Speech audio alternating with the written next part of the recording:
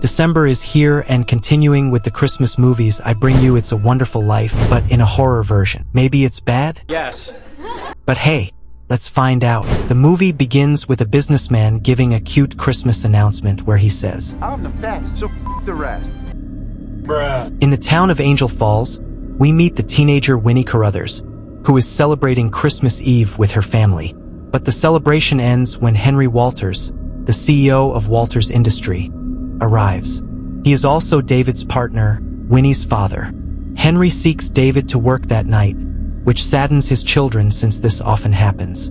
The job involves making Mr. Roger Evans, a lifelong local resident, sign over his house to have it demolished to build a huge mall in that area. But the man won't be pushed around, so he refuses. Henry keeps trying to persuade him, but Mr. Roger keeps saying No. because he plans to leave the house to his granddaughter Cara, who is also Winnie's best friend. Winnie invites her and her grandfather to Christmas dinner. But I think her grandfather won't make it because a masked guy enters to attack him. Winnie and Cara go to a party where her brother Jimmy is also present, as well as this quiet, withdrawn girl named Bernie. Ew. No. Don't talk to weirdo. At the party, the masked guy shows up, and when Cara is kissing her boyfriend, this happens. Cara runs away from the masked guy, but she arrives too late to get help. The masked guy also grabs Winnie, but she manages to hit him and runs to hide. However, the masked guy finds her, but her brother arrives to save her. Even so, the masked guy ends up hitting him. The siblings try to escape from him, but he catches up, and just as he is about to hurt Jimmy, Winnie electrocutes him. When they remove the mask, the siblings realize the masked guy is Henry. Pretend to be shocked. Nobody suspected the town's most hated person is the villain, and so it begins. Welcome to Random Recaps. In this video, I'm going to recap the movie. A year later, David becomes the CEO of Walters Industry and now has a more pleasant and family-friendly commercial. The townspeople are happy, but Winnie is not, still mourning the death of her best friend. And on top of that, she receives a message from the university stating that her admission was not accepted, which depresses her even more. It's Christmas Eve, and her family has moved on from the events of the previous year, while Winnie really hasn't. Look at those dark circles. The poor girl doesn't even sleep. A while later, Winnie encounters Buck, Henry's brother, who threatens her for what she did to his brother. I should f***ing end you. I should f***ing end you because of what you did. It's Christmas Eve, and David gives Winnie this. Jesus Christmas. Meanwhile, he gives Jimmy this. Are you f***ing kidding me?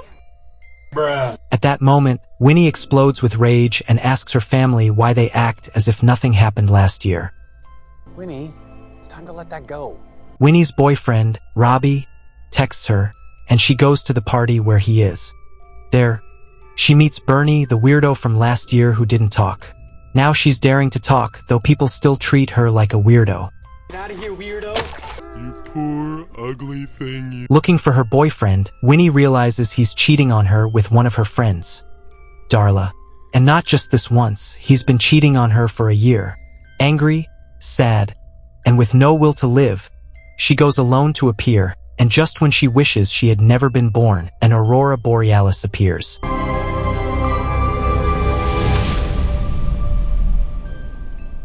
When she asks a guy if he's seen the lights, she realizes Henry is alive. And not only that, but he's now the town's mayor. When she tries to ask for help, she runs into Buck, who is now a police officer. He realizes Winnie is being chased by the masked guy, who they now call the Angel. Buck seems not to know Winnie. Do I know you? And she is puzzled by this and by Buck being the sheriff. He tells her he is because the previous officer was killed by the Angel, who now has 27 victims. Winnie asks how this can happen when everyone knows who the killer is, and just as she was going to say it was his brother, Henry shows up. But he doesn't recognize her either. Winnie runs home and finds her mother drunk. When she runs to look for her brother, her aunt tells her, Jimmy is dead. David appears to tell her Jimmy was killed a year ago and was his only child. Winnie runs out of the house terrified, realizing her wish had come true. She now found herself in a world where Angel Falls was a desolate, sad place where Henry owned everything, including having managed to build his mall. Winnie decides to go to Robbie's party to ask for help. There she finds Bernie, who in this universe is still the school weirdo. You poor, ugly thing, you. And though she doesn't know Winnie, she's glad someone talks to her. Winnie tells her what's going on, but Bernie thinks she's trolling her.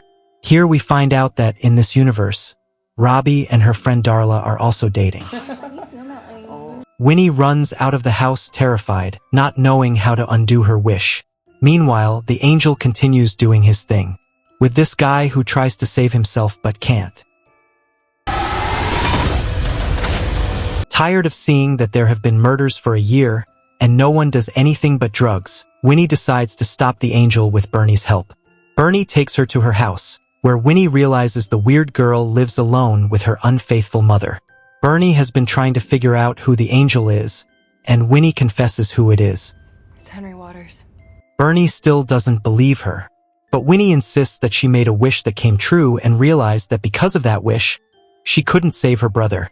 And Henry continued attacking all the teenagers whose families had businesses in town until he became the town's owner. Bernie says, well, what you say makes sense. Although then she believes Winnie is the killer since she's a strange girl no one knows and appears just when there's another murder. Come on, Bernie, it wasn't me! But she realizes it's not her when the angel comes to attack them. They manage to escape and see that the auroras are still in the sky. Bernie takes her to a cinema and asks, what if you make another wish? She does, but nothing happens. See? Nothing. And there they become friends, or maybe more than friends. I don't know, we'll see. The next day, while investigating, Bernie realizes that the Aurora Borealis brought her to this universe because legends say they are the spirit of someone who has died violently.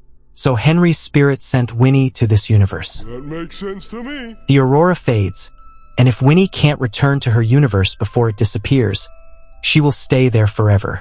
So they decide to undo Henry before the aurora fades. Winnie decides to ask her father for help, but he doesn't want to talk to her. So her aunt comes out and she tells her the truth by saying something only her aunt knows to make her believe her. She lets her in. She tries again to talk to her father to tell him that Henry is the one who undid Jimmy. He doesn't believe her since Henry is his best friend and throws Winnie out of the house. Get the f*** out of here! Go! On top of that, her mother is a drunk who cheats on her father in the same house. Poor Winnie, her family is a disaster. I didn't realize that was your mom. The angel shows up at the house to attack Winnie's mother and hurt Bernie. Winnie manages to knock him out, and they take the opportunity to escape. Not before discovering that this time it is not Henry but her father. What? I told you, I'm not your dad. The Aurora Borealis almost disappears. Winnie theorizes that Henry committed the first murder, traumatizing her father and now using him to punish his competition. Bernie tells her that even so, to return to her universe, she has to undo her father. Good. The three lure David to the cinema, but when they were going to attack him, it was just Robbie and his girlfriend.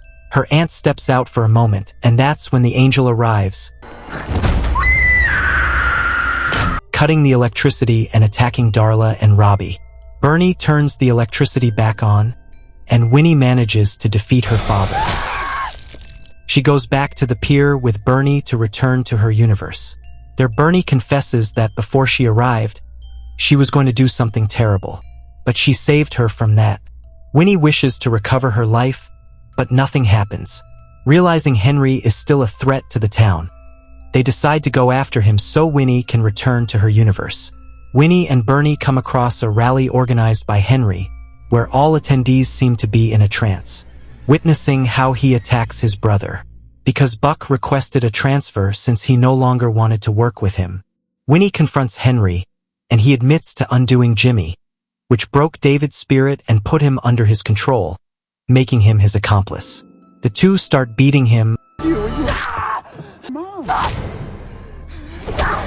until he falls into the crowd. He gets up and attacks Winnie, but Bernie saves her, waking the other citizens from Walter's trance.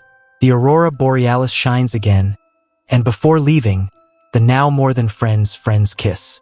Winnie wakes up happy to see she's back in her world. She runs to hug her parents and brother. Her parents apologize for not allowing her to process her trauma. Winnie remembers Bernie and runs to her house. And upon arriving at her house, she realizes that Bernie has all the memories of the alternate universe. Why does Bernie still have those memories? I don't know. It doesn't make sense. But that's how the movie ends.